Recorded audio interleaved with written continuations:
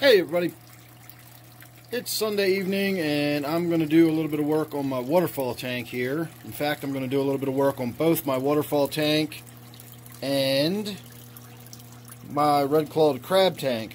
Not going to do a lot with the red-clawed crab tank, but you can probably see that the water is not flowing pretty much at all at this point.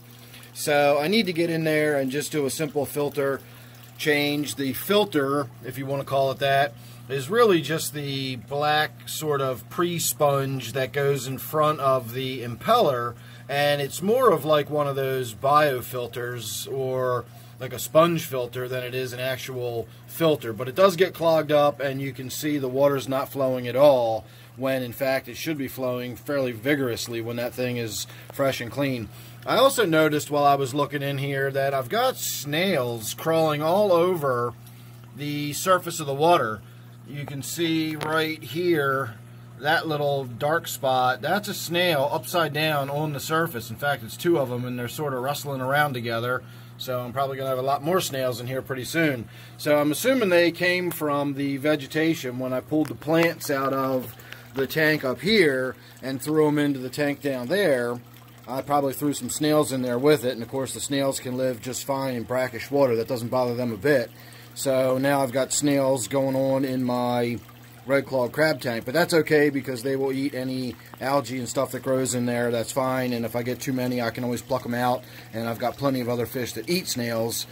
Between my puffer and all the various loaches I have, I've got plenty of snail-eating fish. So snails are never an issue for me. I just thought I'd point that out because up until today, I've never noticed snails in my red-clawed crab tank before.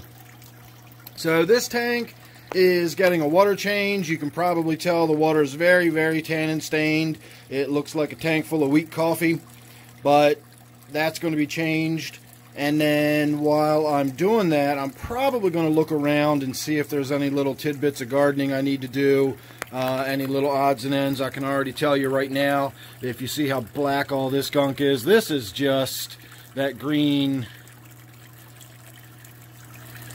hair algae, and it usually just comes off in sheets. Yeah, see, I can just pull it off in sheets. And you can see there's a lot of it. It gets all this black stuff up in here. That's all from it. All this black stuff in here, that's all from it. So I'll get in there and I'll clean that out as much as I can. I can smell it now on my fingers. It stinks. I hate the smell of this algae. Again, I'm not really sure whether this is completely algae or if it's algae and cyanobacteria. The way it stinks like this, it gives me the impression that there's cyanobacteria growing in it, which again, that stuff is just ubiquitous. It hasn't been around since, you know, the dawn of time by accident. There's a reason it's as ubiquitous as it is. So no biggie, not really worried about it. Just again, part of the upkeep and the maintenance on this tank. Probably not going to do a lot of video of anything going on during the maintenance unless something crops up that's worth having a look at. Otherwise, I'm just going to show you the before and after as far as how much tannins I remove out of the tank. And of course we will get to see how much more vigorous the water flow is here in just a minute. So go ahead and consider this part your before. And there's your after. So I didn't really do anything on the waterfall area itself other than what we looked at beforehand. The water flow looks a lot more vigorous, and that's simply because I changed out the filter in the pump. That gets clogged up very quickly and really reduces the amount of water that flows through the waterfall. But the algae itself came off a little bit in sheets on the structure itself, on the rubber backing, but the stuff that was on the plants, I was able to sort of just kind of run my fingers over that until it broke up and sort of washed away. So that being the filamentous algae, the hair algae, that no doubt ran down here and is all just through the tank and everywhere. And you can see all of this dark green coloration in here and all this dark green that's going on up in there. That's all what that is. So I mean, it's all over the place throughout this whole setup, and I'm not too concerned about it. It's just sort of part of what's in there, and I just do my best to keep it looking reasonably natural and not have any one type of plant overgrow anything else. So getting back to the tank, that was just a matter of doing a lot of water change. I did a lot of water change. I drained it about, I don't know, probably 75%.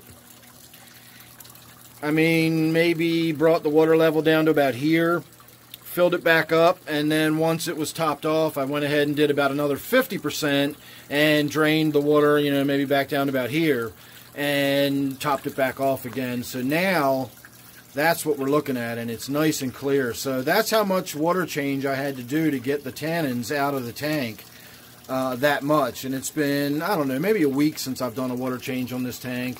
But this big piece of wood I've got right there, you can see it extends all the way up. I've also got this big piece of wood. It's hard to tell, but right there, that is a big chunk of rotten wood, pretty much identical to this. They're both pieces that broke off the same big log that I've got out in the yard. That's sort of like a section of the bark, and like the outer part of the log just sort of broke off, and it's really rotten and crumbly. And so with this one, this is basically, you know, just being steeped in water. The water's running on it, it's running down here, it's draining off of it.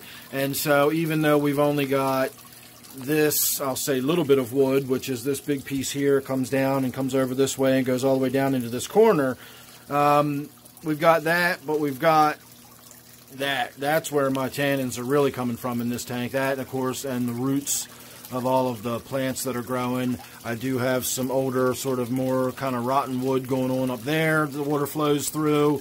So this tank really is just a great big, you know, it's just steeping or seeping tannins into this tank constantly. And the water gets very dark very quickly. So that was my goal for tonight, was just to get the water nice and clear again.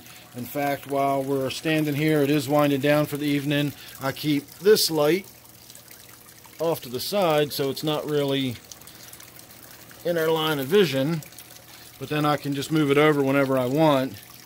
And in fact, looks like I moved it over a little too far. And then that gives us the spotlight right down in there. So at night I get to light up that corner of the tank, and when all the other lights in the room are out, it's really pretty just having that corner of the tank lit up with this really bright spotlight that shines down on it. And last but not least, that is what my red clawed crab tank's water flow should look like. Didn't do anything to it other than what I said. I pulled that filter out, I wrung it out, squeezed it out, got it nice and rinsed off, stuck it back together, and done. I didn't even, nothing. I didn't do anything else to that at all. I didn't wipe down the glass, I didn't add any water, I didn't do anything. So there you go. But that's what it looks like when the water is flowing the way it's supposed to, and in 4 or 5 days it'll be down to a trickle again, because this tank also gets clogged up very quickly. So there you go, everybody. Before and after on my waterfall tank. Hope you enjoyed. Make sure you're subscribed. You never know what you're going to get with me. Pretty soon, I promise, we will be working on the gourami tank, and that's going to be a little more involved of a video because it's going to be a lot of work on that tank. So again, if you're subscribed, you won't miss any of that. And then don't forget, of course, as I said, this one is my waterfall tank. So thanks again. I'll see you real soon in the next one.